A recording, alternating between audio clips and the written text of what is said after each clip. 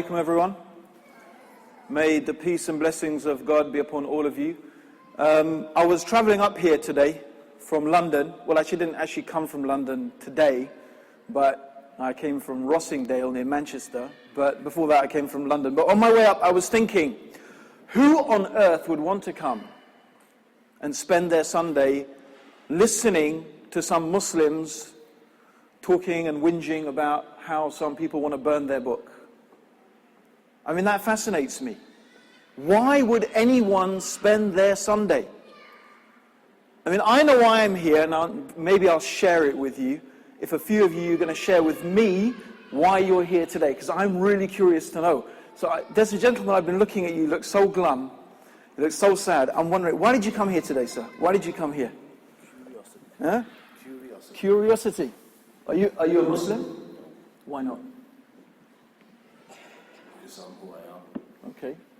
And is that, why did you come? Yeah? Curiosity, yeah? Curiosity. What did curiosity do? Why are you here, Dave? I know, just the uniform. Why are you here today? Because I was invited. You had to come. No, I didn't have to come. But I was invited and I was... It was politically correct to come. No, I was invited and I was interested to support the community. Great. So you wanted to come? Yes, I was quite happy to come, yes. And how about the gentleman next to you? I came here because I don't know anything at all about the Muslim faith, and I wanted to find out why you believe in your faith. Wow, fantastic. Good. That's a good start. Let me ask some Muslims why they're here today.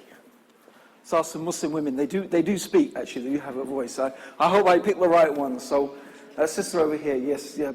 She's been pointed out to me. Ask this one. Sister, why are you here today?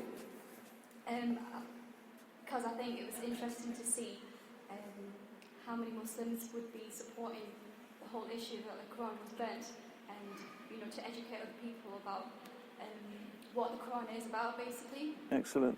So you happy with the turnout? Alhamdulillah, yeah. Good. How about you? Yeah? Why are you here today? Why did you come? To find out more about Islam and other people's views. Are you a Muslim? Yeah, Why? because that's what I believe in. That's what you believe in? Okay, that's good. I came partly because my long old friend Abu Tayyib over here is a man I trust. And he does good work. He does some really good work. And if he asks me to come up, I know it's because he's made a real effort and it's important to him. That's one reason I came up here. But the other reason is, it's to do with the fact that I really care about this country. I really care about our communities. And I really care about how people think about Islam in England. That's why I'm here. Because I really want Islam to become part of English life. I really do. I don't want Islam to have to change. I don't want us to have to compromise our religion. But I do want Islam to be seen as an integral, normal part of British life. And I don't think that's an impossible dream. I don't think it's something that can't happen. Because when I hear politicians and thinkers and people in the media and professors and you hear people talking about the Judeo-Christian tradition. Have you heard that term quite a lot? The Judeo-Christian tradition. I can almost guarantee, although I have not done a research on it, and maybe I will, that this phrase is a very new phrase. You will not find Judeo being included as part of British tradition 100 years ago. Jews were not considered part of being Britain. They weren't considered part of being British. In fact, they had a status that is very similar Abu Tayyib actually mentioned, very, very similar to the sort of almost pariah status of Muslims today. But things have changed a lot. So things can change, things can be different. It's interesting even that the right-wing groups that we've been talking about, you know, the BNP certainly make an effort to show that they're not anti-Jewish and not anti-Semitic. We've moved on from that now, you know. That's what they say. And maybe it's true, maybe it's not, but it's interesting that they feel they have to say that. So I believe, how do I think we can make a difference? I think we can make a difference by talking to each other.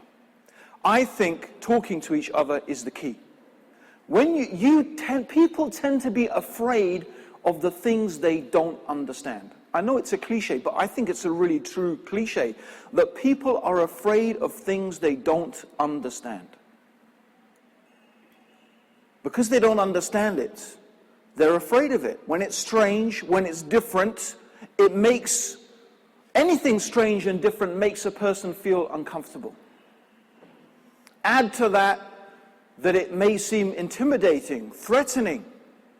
It makes you more uncomfortable.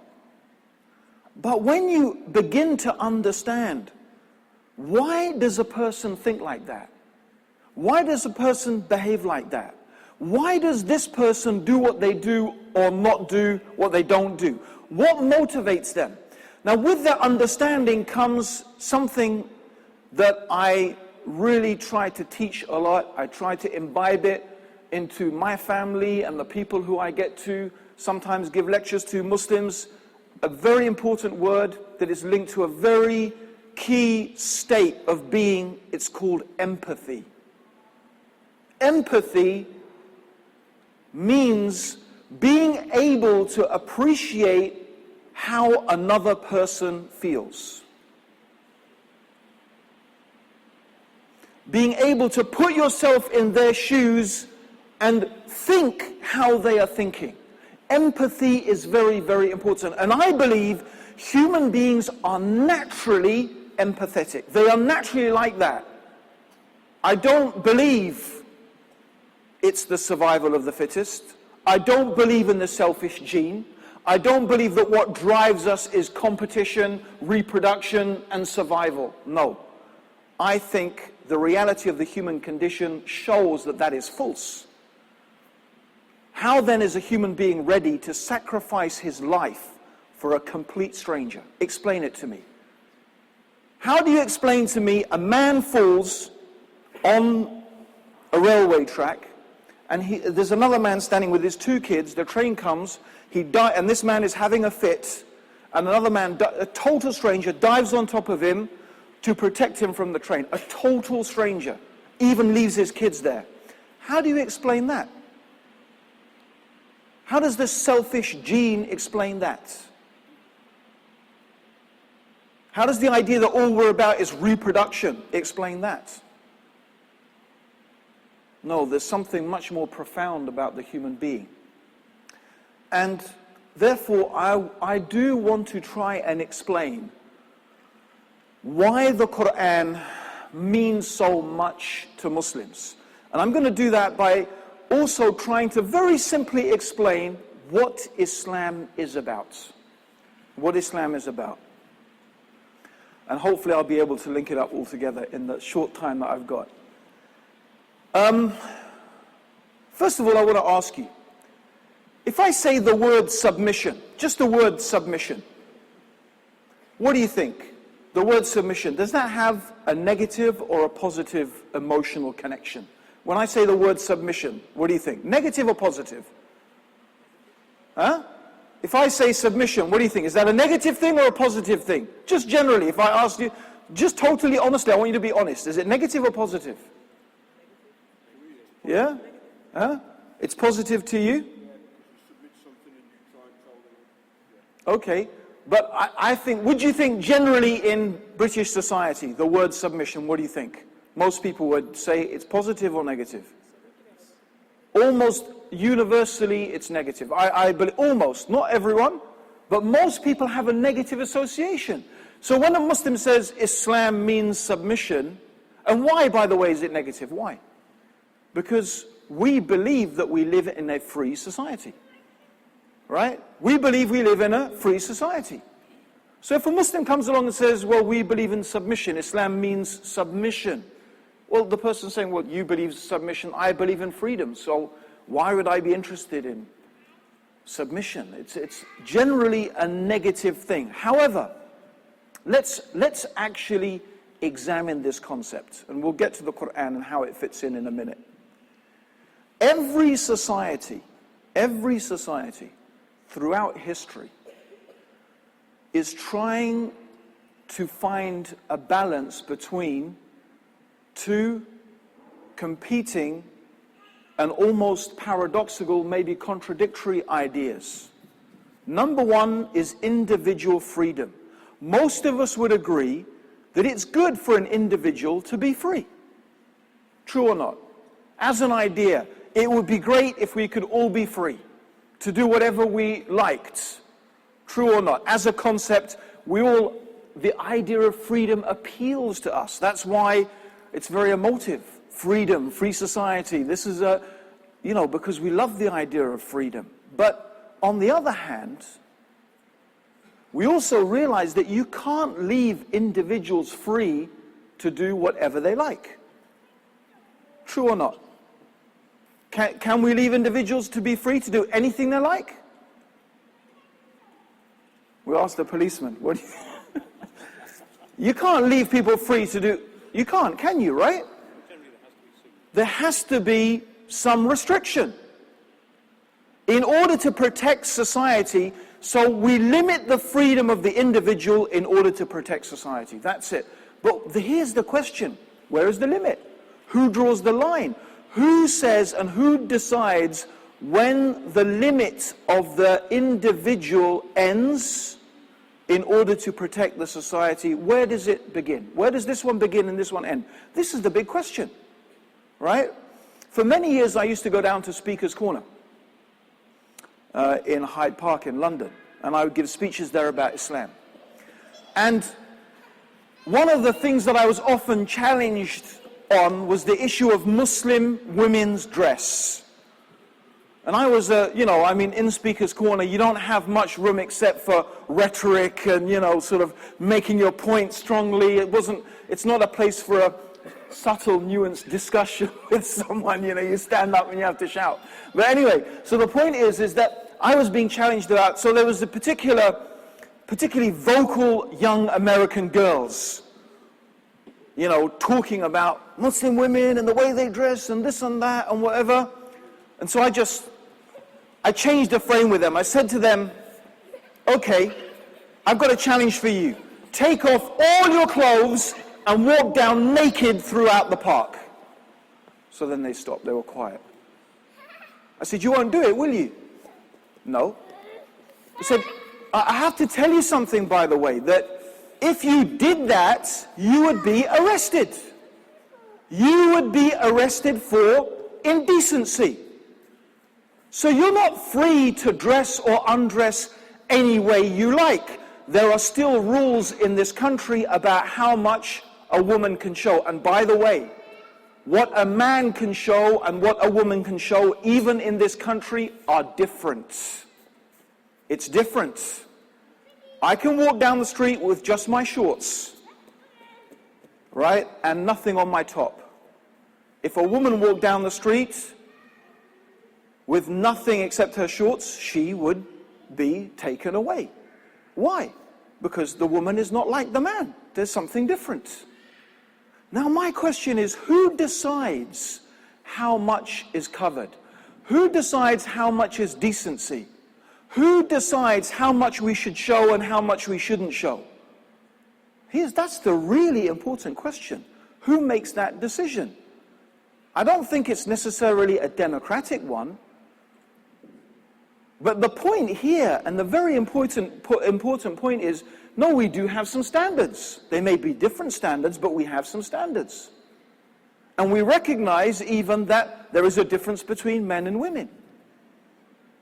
But the point that the Muslim, and this comes to the Qur'an, you see, we would claim from our perspective that when human beings decide to impose upon other human beings their idea of where these limits are, I think this is right and this is wrong. I think this is good and this is evil. I think this is what you should eat and what you shouldn't eat, what you should dress and what you shouldn't dress, what you should drink and what you shouldn't drink, what you should smoke and what you shouldn't smoke, or whatever it may be. And you leave that decision to human beings. We believe as Muslims that actually human beings are incapable of making those decisions and getting the right balance. Yes, we can make the decisions, but can we get the balance right? The problem is that human psychology and human society is so sophisticated, so complicated. The interaction between human beings is so sophisticated and complicated. Our perspective, the Islamic perspective, is that actually we can't get that balance right. And when we try, we always end up with prejudice. We will have one group of people trying to impose their ideas. Let's take, for example, the idea that we've heard about the media. Abu Tayyib talked about the media. The media is very, very powerful in making you think. Think about it. Why do people dress the way they do? Why do they wear this type of shirt, this type of dress, this type of makeup, this type of haircut? I'll give you an example. My wife bought a dress last year for £46 from a designer. This designer happens to be the person who designs clothes for Kate Middleton, who, you know now who Kate Middleton is, right? Okay, she's going to be marrying Prince William, right? And my wife, now since the announcement of the engagement, my wife's a fanatic eBayer, right? She put this dress on eBay. Take a guess how much she sold that, and she mentioned designer to Kate Middleton in her very clever advertising thing. Guess how much she sold the dress for? Take a guess. Huh? No, not that much. But she doubled it. It's more than doubled it. £146. That's just. So think about it. What made people think that this dress was worth buying? This is the influence and the power of the media. But isn't the media responsible for selling us things? Doesn't most of the revenue of the media come from advertising? And the advertising is encouraging us, buy this, buy that, have this, have that. What does that say about the way we are being taught to think, or perhaps not think as a society? It's quite scary if you allow yourself to sit down and ponder over that, those influences. These are the things that are now controlling what we think is right, what we think is wrong, what we think is, appropriate, what we think is inappropriate.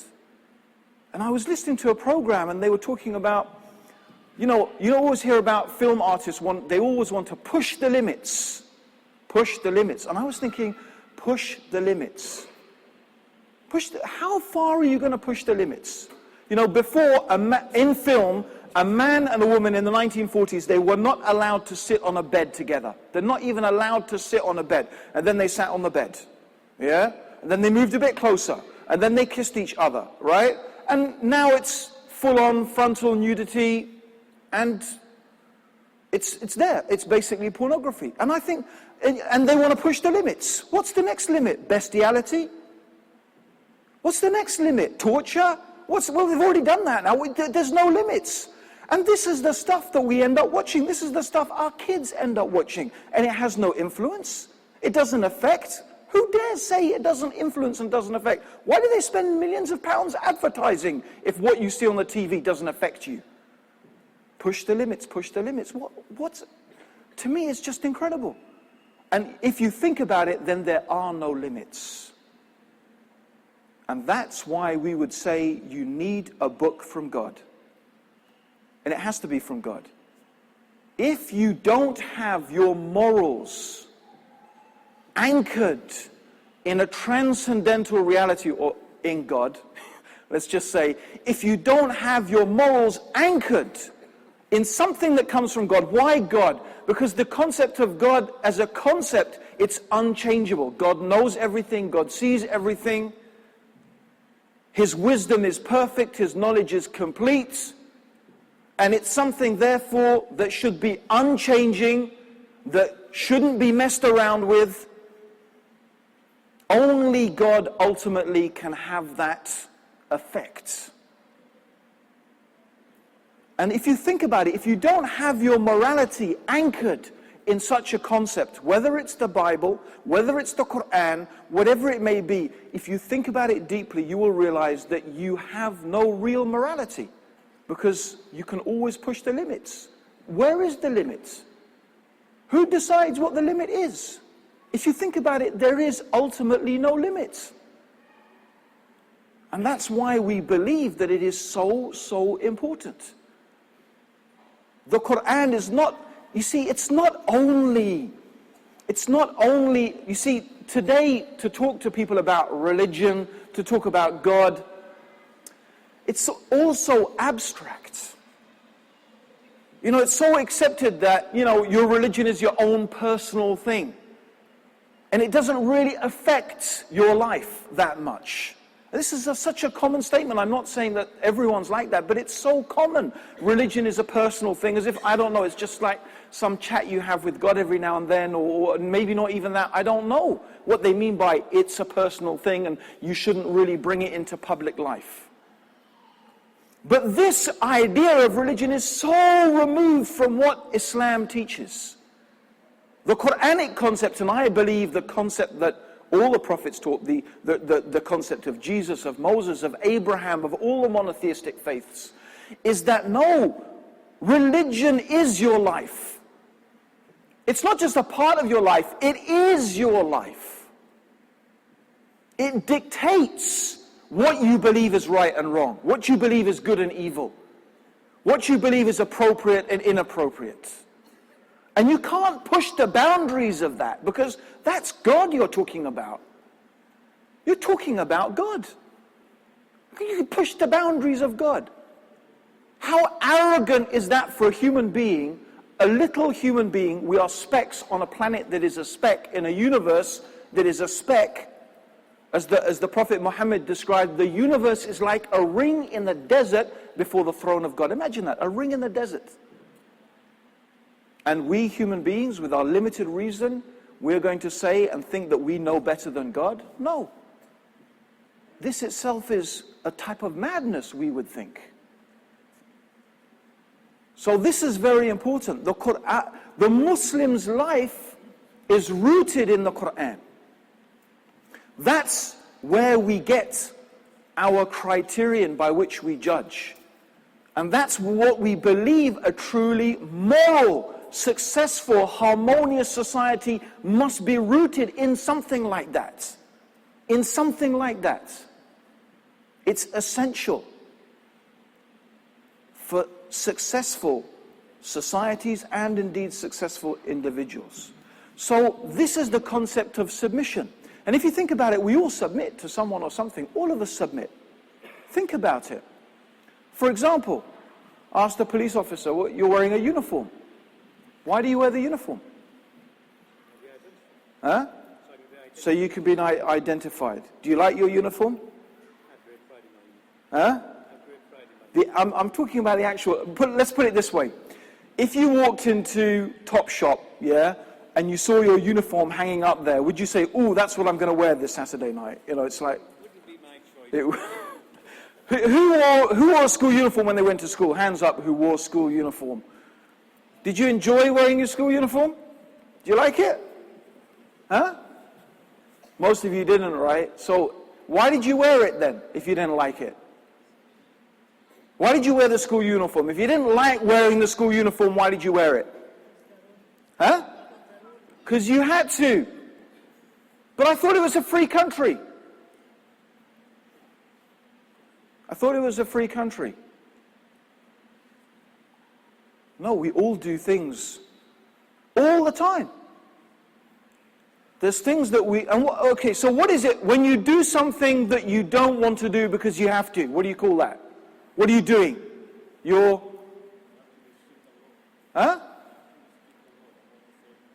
submitting, right? I give up what I want. I want to wear these nice clothes. I want to wear this, but I'm going to give up that because, well, that's the rule. Or maybe you do it. Let's think about another situation. Maybe you surrender and you give up because you love somebody. Yeah? I mean, inshallah, I hope, God willing, that, the sisters here love their husbands. Yeah? And the husbands here love their wives. I'm hoping that's the case. Yeah? So it's normal, isn't it? It's normal. You love your children. You love your children, right?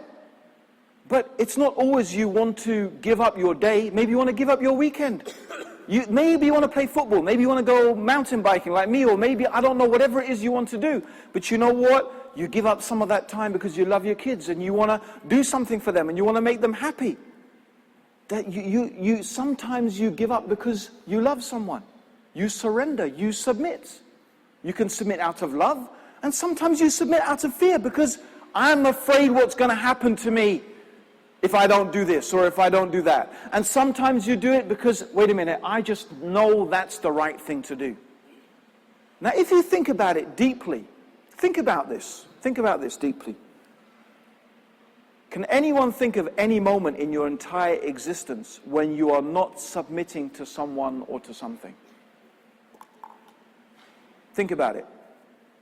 Your entire existence where you are not submitting to someone or something. I mean, you can't. I'm sorry. Whatever you say, you'll think that actually, yes, I am submitting to someone or something. When you're asleep, you're submitting for your need to sleep. That our existence is submission. So what is Islam saying? Think about this. Think about the concept. Or I'm not telling you the details, I'm telling you the concept of Islam. If you want to understand Islam, it's the concept that's key. What Islam says is, look, actually, the being that is most worthy of our submission is God. If we submit to someone because we love them, well, God is more worthy of our love. Because whatever we have ultimately from goodness comes from God ultimately. So God is more worthy of our love. If we submit because we're afraid, well, we should be more afraid of God than anything else because He is more able to punish us than any other being. And if we submit because it makes sense, because it's intelligent, because it's wise, well, who is more wise than God? So therefore, the one that is most worthy of us submitting to is God. So here's the question. How do we submit to God? How do we know the best way to live our life? How can we know what God wants us to do? How can we love God? How can we express our love for God? How can we keep away from the things that God doesn't? That's where the Qur'an comes in. We believe that that's why God has sent books. For example, the Torah to Moses, and the Injil or the Gospel to Jesus, and the Qur'an to Muhammad. These are all these are books or guidance from God to teach us how to live our life in a way that is pleasing to God. That is the essential importance of the Qur'an. That's what it's about.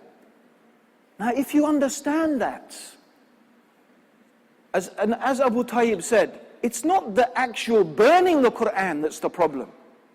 It's not the burning the Qur'an that's the problem. The issue is the insult that is intended. The point is, I want to insult your book. I mean, a Muslim would say, as we said, that's actually one of the ways we've been taught that if we want to dispose of old Qur'ans or torn Qur'ans or something, one of the ways we're allowed to dispose of it is by burning it. And it's not considered to be insulting the Qur'an. But the point is, it's the intent. But the issue here is, you see, for the Muslim, that is ultimately as if someone is attacking, well, almost the purpose of life itself. the whole foundation on which morality and decency and the idea of right and wrong is built on this book.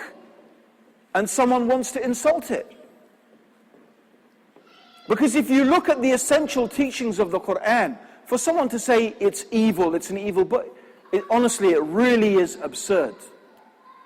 Because if you look at the essential teachings of the Qur'an, what is it? Number one, there is one God.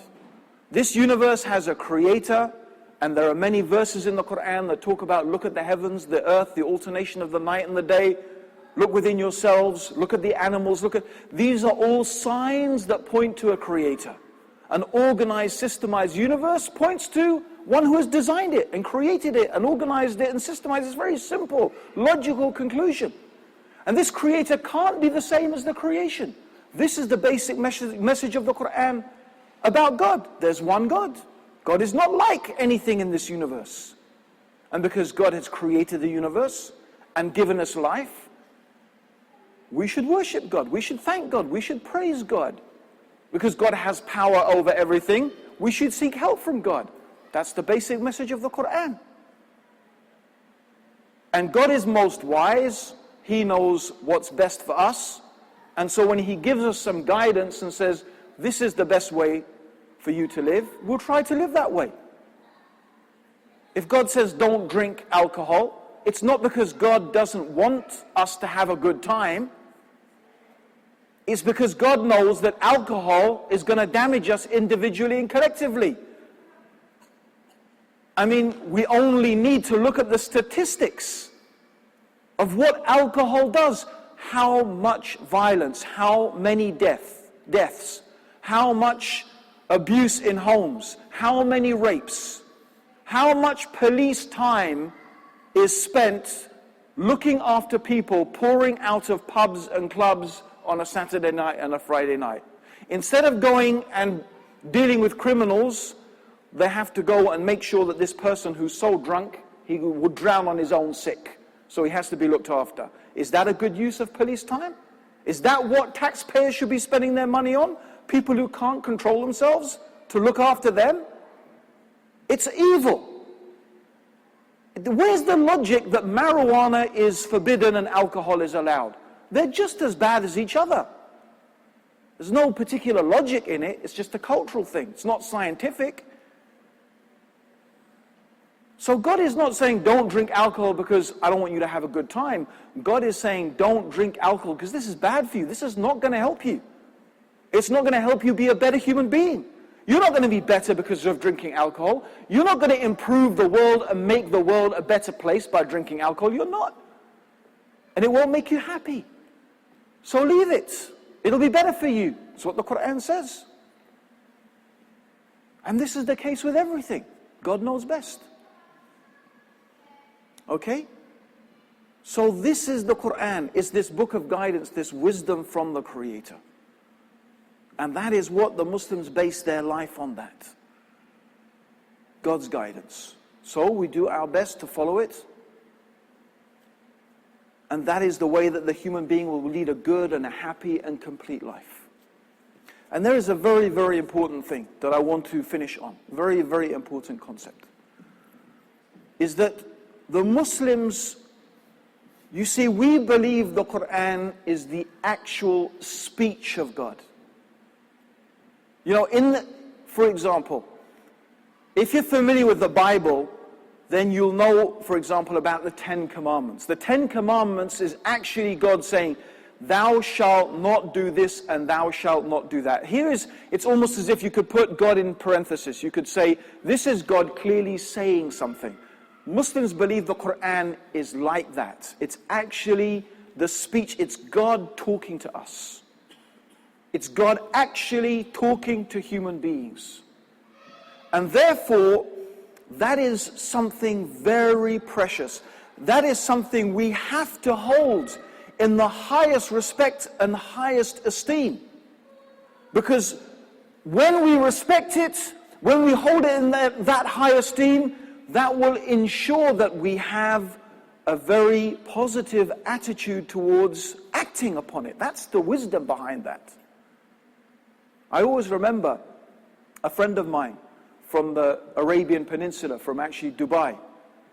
And when he came to my house, if he ever saw the Qur'an underneath any other book, he would pick it up and he would put it on top. And I would say to him, Jamal, is that Islam? Does Islam say it has to be like that? Is it forbidden? Is it a sin to put other books on top of the Qur'an? He said, no.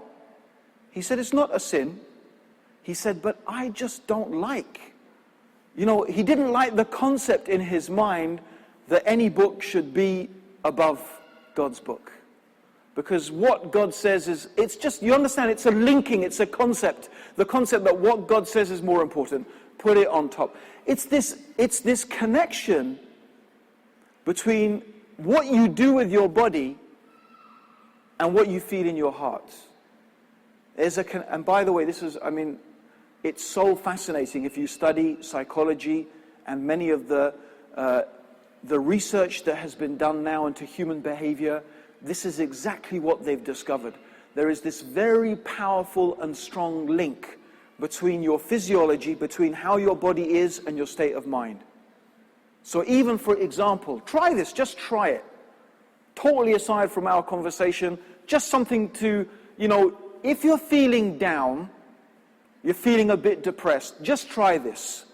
Make yourself smile. Just make yourself smile. Yeah? Make yourself move like a happy person.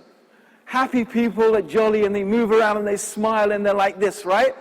And force yourself to be happy and jolly. And you know what you'll find? You will start feeling happy. This is a fact that they found. If you behave in a certain way, you will start to feel that way. This is very important. Okay? And I think if you think about that, then you can see why treating the Qur'an respectfully is very, very important for Muslims. Because the way that we physically treat it respectfully is making a link in our mind between the status that we give what this book says in our life. And that, as I said, is what the life of the Muslim is based upon. And it is not religion as you may think of it. It is really a way of living. It's really what our life is about.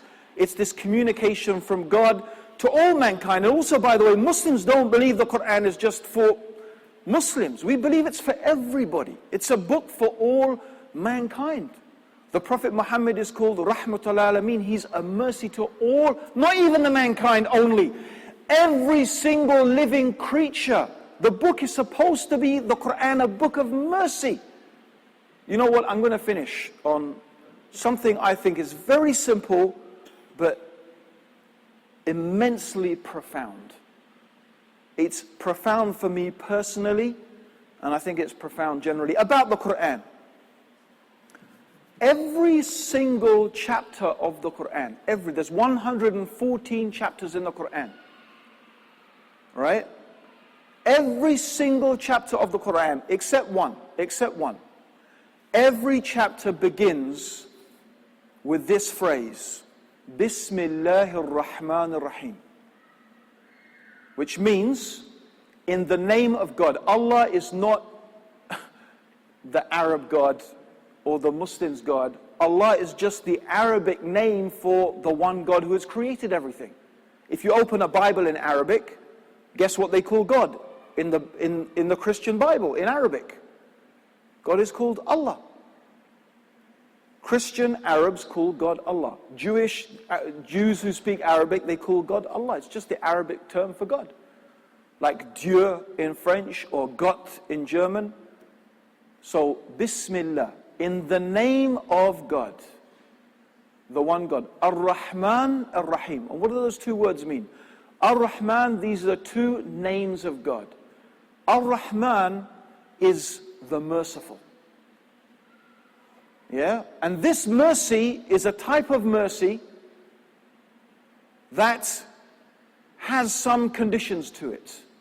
The rahmah or the mercy of God, God is merciful to all the creatures. But if we disobey God, if we immerse ourselves in disobedience to God, if we constantly behave in a way that degenerates ourselves and our communities, then this rahmah, this mercy is taken away. And it's exchanged with punishment. So we wouldn't say that God's mercy is absolute in that sense. No, God is merciful to those who take the path of seeking God's mercy. But Ar-Rahim also means merciful, but it's a different type of mercy. It's a constant mercy. Ar-Rahim is a mercy that is constant and is always flowing. And that mercy, as the scholars explain, are for those people who are immersed in that connection with God, who are immersed in living their lives and trying to live their lives in a way that is connected with God. When they live like that, even if they go off tilt now and then, no, still that is a constant mercy of God. So how could anyone, looking at the Qur'an, seeing at the top of every single chapter, Ar-Rahman Ar-Rahim, Ar-Rahman, the merciful, the mercy giving, how could we say that the Qur'an then is a violent book, an evil book? No, it's about mercy. God is about mercy. God is about love. God is about forgiveness. God is about repentance. These are the themes that come up again and again and again in the Qur'an concerning God. And those are also the qualities that Muslims should imbibe into their life. And that is also the quality, my brothers and sisters, I have to say to you, because since most of us are Muslims, that is also the quality that we need to display to others, to people who are not Muslim. Where is the quality of mercy?